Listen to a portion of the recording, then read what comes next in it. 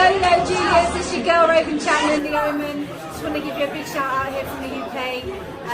Ring IQ, you're the man. Thanks so much for your support. Welcome to the motherfucking relay. We're covering today's top boxing news. Okay, we'll start with this. Former WBA welterweight champion Yordenis Ugas took to his social media to retract some statements he made in reference to Crawford versus Spence and their failed negotiations. He said, "There is some writing of mine in Spanish about the Spence versus Thurman fight and what was said in the press because Spence versus Crawford did not happen." Nothing was said in the press. It was said on Ugas' social media. But the English translation is not correct. I wanted to see Undisputed at 147, but each fighter makes the best decision for his career. A very different tune than the one he was singing yesterday. He actually accused Terence Crawford of walking away from $15 million, claiming that he made excuses. You're saying that something got lost in translation. You're essentially blaming Google Translate for words that you typed out and you posted on your own social media. Everything with these guys devolves into a form of the blame game. Not dissimilar from what we saw with Anthony Joshua and Deontay Wilder some years ago. It's just another rousing round of the blame game. That's what these situations often devolve into. They go from negotiations to failed negotiations to whose fault it is to slandering and smearing. What do you think that Ugas was trying to do, claiming that Terence Crawford walked away from negotiations, made excuses, rejected $15 million. Rejected $15 million. According to Errol Spence Jr. himself, neither man was guaranteed any cash. Neither man was guaranteed any money. All either man stood to make from the fight was a percentage. But according to Ugas, Terence Crawford rejected $15 million. The whole time those two guys were negotiating, every Tom, Dick, and Harry claimed, every Joe Blow on the internet claimed to have inside intel, inside sources, numbers ranging from 15 million to as high as 22 million, when according to Errol Spence Jr., neither man was guaranteed anything. Was Yordenis Ugas in any way, shape, or form a party to these negotiations? Was he present when these numbers were being floated around? Thrown around. Does he have the inside track on Terence and Errol's negotiations more than Terence and Errol? Because according to Terence and Errol, neither man was guaranteed anything. So how can you claim he walked away from $15 million? As you can imagine, Errol Spence Jr.'s supporters readily ran with Yordenis Ugas' account of events, only for Yordenis Ugas here today to retract those statements. The issue with this is that there's so much misinformation being put out there by so many people that the people themselves receiving this misinformation end up running with it without doubling back to verify whether or not that intel checks out. If you saw Yordenis Ugas' post, they're not going to double back to fact check that intel because they can't. They're going to think it's real. And if they end up missing this latest post, this redaction from Yordenis Ugas, they're going to be under the impression that Terence Crawford rejected $15 million, and they're going to make videos about it, upload those videos to their YouTube channels, make posts about it on their social media, just for Yordenis Ugas to end up retracting those statements. So that by the time he does, their egos are involved. They so desperately want to be right about this. They so desperately want to run with Yordenis Ugas' version of the story, even after he's retracted it. Emotional, belligerent, nonsensical, illogical. His logic dictates. Even if you don't believe Terence Crawford, you don't believe what he says about not getting a guarantee, Errol Spence Jr. said the same thing. Do you believe him? Because that's the common denominator in both versions of the story. Surely if you believe Errol, you have to believe that because it also came from him. Thus, anything Yordenis Ugas has to say about it in any dollar amount he suggests Terence walked away from is not in keeping with Terence's version of the story or Errol's. And you believe Errol, right? Ugas is going from saying that Terence made excuses, he walked away from $15 million, Errol Spence Jr. signed his portion of the contract. What was his intention when he made those statements, if not laying the blame at the feet of Terence Crawford? Now that he's retracted those statements, we have to ask ourselves, what was all of that if it wasn't a smear campaign? A deliberate effort to lay the blame at the feet of Terence Crawford. Just for you to take it all back the next day? And don't forget that Yordenis Ugas was simultaneously talking up the Spence versus Thurman fight. Yeah, Errol Spence versus quasi-retired Thurman. That's what everybody's been waiting for. PBC really aren't in the business of making the fights that you want, the fights that you ask for. They are in the business of giving you substitutes. Where the world wanted Joshua versus Wilder, they got Fury versus Wilder instead, 3 times. Where the world wanted Spence versus Crawford, they're getting Spence versus Thurman instead.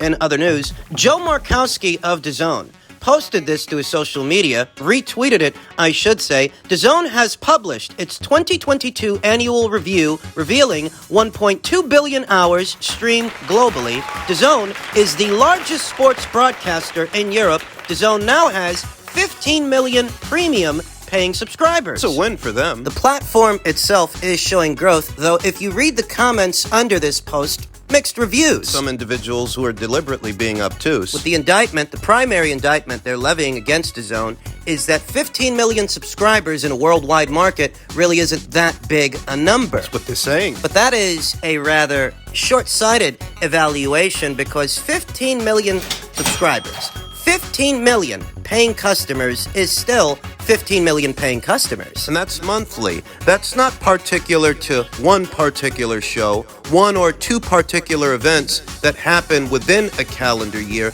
That is a monthly revenue stream. Tack on pay-per-view events. Those are sports fans, you understand. Those are all sports fans that are subscribed to DAZN. It's not like what you see on Showtime to where the bulk of their subscribership and the bulk of their core audience consumes story-based programming, TV shows, TV series. The bulk of Showtime subscribers are not there for sports. They're not there for boxing. They're there for TV shows. So their boxing programming is not an accurate reflection of how many people are subscribed to their platform. The problem is, since the majority of subscribers the Showtime platform has aren't actually there for sports, i.e., they're not actually there for boxing, they don't show up in the metrics, they don't show up in the numbers for what boxing matches happen on Showtime, whereas with DAZN, Those are all sports fans. They are there for sports. thus it's quite possible that a boxing match that takes place on the DAZN platform might actually garner more viewership than a boxing match that happens on Showtime on the premise that everybody subscribed to DAZN is a sports fan. It's a sports streaming app. Showtime isn't. Showtime primarily is a story-based platform. If DAZN has 15 million subscribers, irrespective of their territories, that's 15 million sports fans. Whereas Showtime, they might have more subscribers than a DAZN, somewhere around 33 or 35 million, I forget the number. But what percentage of the 33 or 35 are sports fans? A very nominal percentage. I think it's less than 1%. I think. Based on the metrics, the average ratings that a boxing match gets on the Showtime platform, less than 1% of their overall subscribers tune in for boxing. You can ballpark it. An approximate 225,000 people viewing a boxing match on a platform that has roughly 33 or 35 million subscribers. 200,000 out of approximately 33 million would be less than 1% of the overall subscribership. So that breaks down. I mean, if we're going to talk logistics, let's talk logistics. DAZN themselves reported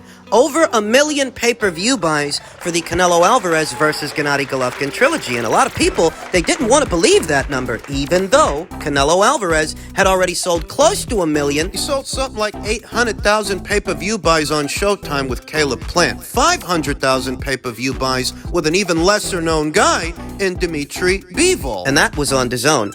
Opposite the ring, a more well-known fighter than those fighters. Opposite the ring, a guy who he sold 1 million pay-per-view buys before with. Right. 2 previous instances. Right. Him selling over 1 million, just over 1 million pay-per-view buys with Gennady Golovkin should come as a surprise to no one, irrespective of what platform it was on. And they were very specific in their press release. The majority, the bulk of that little over 1 million that Canelo and Gennady sold with their third fight, the bulk of those buys came from right here in the US of A. But there were people out there, they didn't want to believe that official press release. And for a perspective, Showtime don't actually do official press releases. They don't actually release numbers themselves. Metrics for their box office fights, whereas DAZN does. Thus, they have to stand by those numbers. And the figure, it's not coming from some pundit, some insider who claims to have a source. You're getting the number from the horse's mouth. And still, people didn't want to believe that. Likely because it goes against the narrative. It goes against what they're being told, that nobody's watching DAZN, that it's really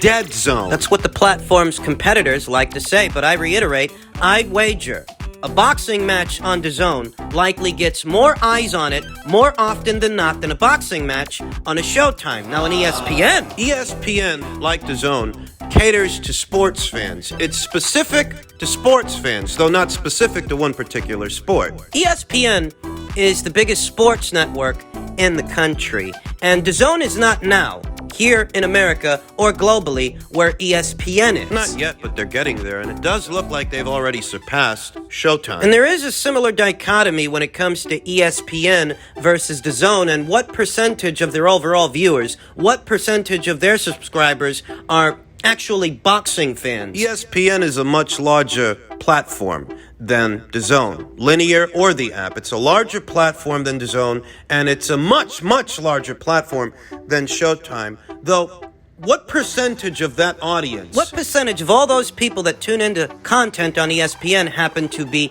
boxing fans that tune in specifically for boxing? Because that is what we're talking about. Quality control comes into it too. The quality of the fights, the quality of the matches. Not saying that Top Rank and ESPN don't put on great fights. They do, but what is the profile of those fights? The catalog of shows that Matchroom and DAZN put on last year. Most of those fights were more high-profile fights than Top Rank and ESPN's fights comparatively. Joshua versus Usyk, Canelo versus Bivol, Canelo versus Golovkin. Bivol versus Ramirez, Taylor versus Serrano. Wood versus Conlon. I think the biggest fight that Top Rank and ESPN were associated with last year has to have been the Fury versus White fight. The Fury versus White pay-per-view, I should say. And here in America, that didn't do what Canelo Alvarez versus Gennady Golovkin did. Hell, that didn't even do what Canelo versus Bivol did here in America. And DAZN is growing. That's the gist of it. It is more of a race. It is more of a competition than the competition would have you believe. If you've got 15 million worldwide subscribers, that's 15 million people giving you money monthly throughout the calendar year. Tack on the ones that pay extra to see a box office fight like a Canelo Alvarez fight or a Joshua fight, perhaps that Misfits thing. All those social media influencers, didn't they sell close to 500,000 pay-per-view buys with one of their shows? That's the story with them, and they just entered into a multi-year deal. That news broke just a few days ago. The DAZN platform is seeing growth in spite of what their competitors and those naysayers might think. The platform is growing. So, that's good news for them, and in many ways it's good news for us, the consumers, and hopefully DAZN's catalog this year will be even better than it was last year. And just in keeping with the theme of all things Matchroom and DAZN, Anthony Joshua's new trainer is being confirmed as former champion teams up with Derek James. I think Derek is one trainer of the year for more than 1 year. A bit of a star trainer, gained a lot of notoriety the last couple of years. His work with Errol Spence Jr., Jermell Charlo, more recently his works with unbeaten up-and-coming lightweight Frank Martin. He certainly knows a thing or two about working with fighters that compete at this level, world level, championship level. Was he the best fit for Anthony Joshua? Sources tell, No Smoke Boxing, that former unified heavyweight champion Britain's Anthony Joshua has chosen the 2017 Ring Magazine Trainer of the Year, Derek James, to be his new coach for the foreseeable future. James, who has a gym in Dallas, Texas, is the trainer of unified welterweight titleist Errol Spence Jr. and undisputed super welterweight champion Jermell Charlo. The Texan is also the frontrunner for the 2022 Trainer of the Year. I do think Derek James would be a better choice, better certainly than Roy Jones Jr., the former fighter turned trainer and analyst. Roy has no experience with this caliber of fighter in a training scenario. Roy has never trained a champion. Developed one, and Roy was one of several names in the running for Anthony Joshua's next trainer. Virgil Hunter was yet another. Joshua parted with long-term coach Robert McCracken after his first defeat to Ukraine's Alexander Usyk, and since then, his training situation has become the center of wide speculation and debate. It is understood that the British star turned to Californian Robert Garcia in early 2022 and staged his camp for the Usyk rematch with Garcia. However, after just one camp with the American, the British star will once again move trainers as he now turns to the expertise of the highly respected Derek James in his search for a new coach. Joshua is understood to have approached Virgil Hunter and Roy Jones Jr., among other legendary trainers. Legendary names, pardon me. Joshua's partnership with Derek James may not be a long-term one. The former champion told Sporting News last year that he wants to be a free spirit, you know? I locked myself down for 11 years with one coach, and now I just feel like I just want to learn as much as possible. I feel I'm in a position where I'm able to work with anyone, so yeah, who knows what will happen next year. Anthony's expected to return in April. 2 days ago, there was talk of a potential Dempsey-McKean fight. Dempsey-McKean, an unbeaten up-and-comer from Australia. Those talks were going on, but those talks were quickly dispelled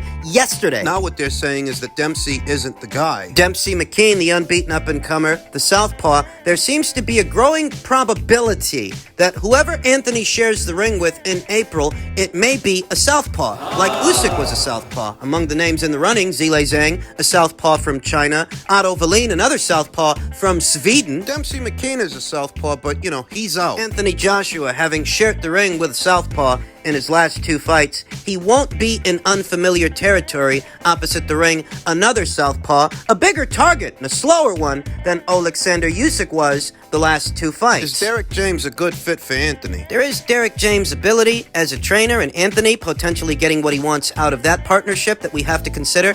But there is also Derek's relationship with other fighters that we have to consider. He has 1 or 2 high-profile clients. Granted, they don't have the profile of an Anthony Joshua, though all the same, he may have to divide his time between these fighters. If Anthony is returning in April, and Errol Spence Jr. is set to face Keith Thurman in April. If Anthony does end up going with Derek, that's going to be a busy month for Derek. They're saying that Anthony may return April 1st, in early April. Same month as Thurman versus Spence. And we are to believe, based on that in the build-up, should Anthony go with Derek, that he's going to be training the both of these fighters for fights that go down in the same months. The gist of it, yeah. The indictment levied against Anthony Joshua is that he's not the same offensively minded fighter that he used to be before he was stopped by Andy Ruiz, that he's not really committing to his punches the same way that he used to for fear that he might get stopped. Could pairing up with Derek get Anthony back to his